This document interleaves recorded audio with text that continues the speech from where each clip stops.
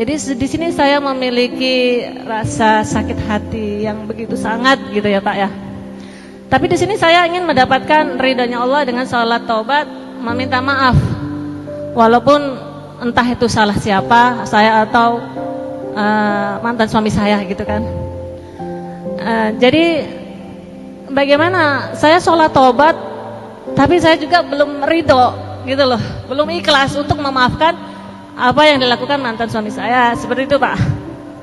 Jadi bagaimana caranya untuk saya mendapatkan ridhonya Allah dengan saya benar-benar melakukan sholat taubat yang benar-benar ya saya pernah bersama, pastinya saya juga sudah banyak perisainya terhadap suami saya, mantan suami saya, seperti itu Pak. Mohon penjelasannya Pak agar saya itu lebih dapat menjalankan, mempraktekkan apa yang Pak Nas praktekkan gitu. Katakan. Ya. Ketika kita sakit hati dengan orang lain, sakit hati, dendam, kecewa, gitu. Apalagi dendam kesumat, ya. Dendam udah dahsyat, dendam kesumat lebih dahsyat lagi. Jadi memang kita harus lepas itu. Sekarang pertanyaannya adalah Ibu. Jadi yang menjadi salah satu PR dalam diri kita adalah apakah saya mau dapetin keajaiban. Kalau saya mau dapetin keajaiban, maka saya harus mengikhlaskan semua yang terjadi di masa yang lalu. Kalau kita nggak mengikhlaskan semua yang terjadi, luka batin, kekecewaan, perlakuan yang nggak bagus, coba lihat di balik semua peristiwa yang membuatnya. Memang itu kelakuan suami, tapi waktu itu ketemu sama suami, siapa yang nemuin? Allah. Siapa yang menciptakan suami? Allah. Akhirnya dibalik segala peristiwa adalah skenario Allah. Maka penerimaan kita yang baik terhadap takdir Allah Subhanahu wa Ta'ala adalah pintu keajaiban itu sendiri. Kita tidak bisa mengubah masa lalu, tapi kita bisa memperindah masa depan. Ya.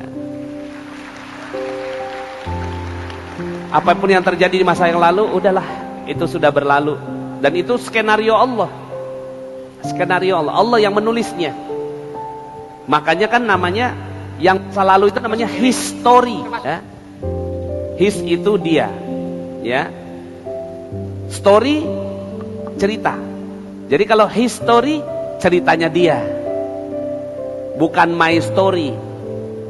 Jadi kalau masa lalu namanya history, his ini adalah Allah, itu ceritanya Allah, bukan my story.